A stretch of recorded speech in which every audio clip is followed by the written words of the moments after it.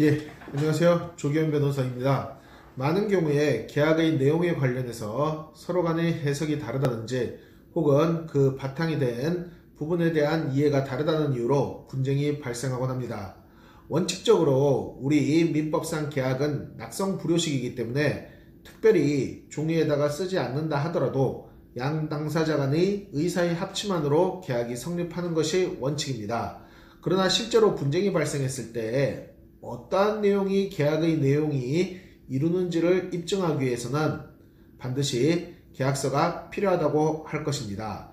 그러므로 계약서의 내용이 실제 분쟁이 발생했을 경우에는 계약의 내용으로 간주되는 경우가 대부분인데, 계약서의 내용과 다른 내용으로도 계약의 내용을 보충할 수 있는 경우도 있습니다. 예를 들어 계약서에는 A, B, C를 매도하면서 총 대금을 3천만 원에 매매하기로 써 있음에도 불구하고 양 당사자가 계약서에 써 있는 A, B, C 외에 D까지 추가하여 3천만 원에 거래하기로 한 정황이 계약서가 아닌 계약서 작성 이후의 양 당사자 간의 대화를 녹음한 녹취 등을 통해서 증빙이 된다면 이 양 당사자 간의 계약 내용은 A, B, C를 매매 계약의 목적물로 한 것이 아니라 A, B, C, D를 매매 계약의 목적물로 한 것으로 해석될 수도 있습니다.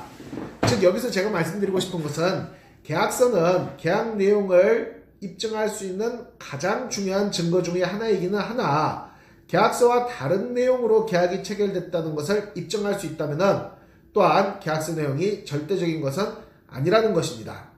그리고 계약서대로 계약이 체결됐다 하더라도 그 바탕에 상대방의 기망이라든지 혹은 상대방이 의도적으로 착오를 유발시키는 정황이라든지 이러한 사정이 있다면 계약서의 내용대로 계약이 성립했음에도 불구하고 그 이후에 사기, 착오 혹은 유발된 동기, 착오 등을 이유로 해서 계약을 취소할 수도 있다라는 것입니다.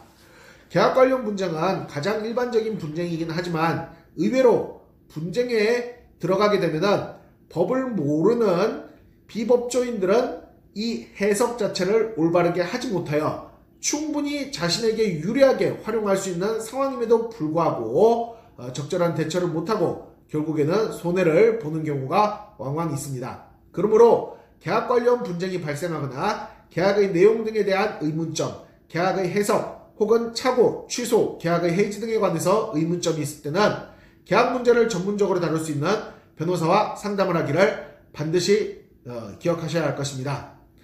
저희 법무법인 대한중앙은 다양한 계약 관련 분쟁을 수없이 다뤄본 경험을 바탕으로 해서 의뢰인의 권리와 이익을 지켜드릴 것입니다. 조기현 변호사였습니다.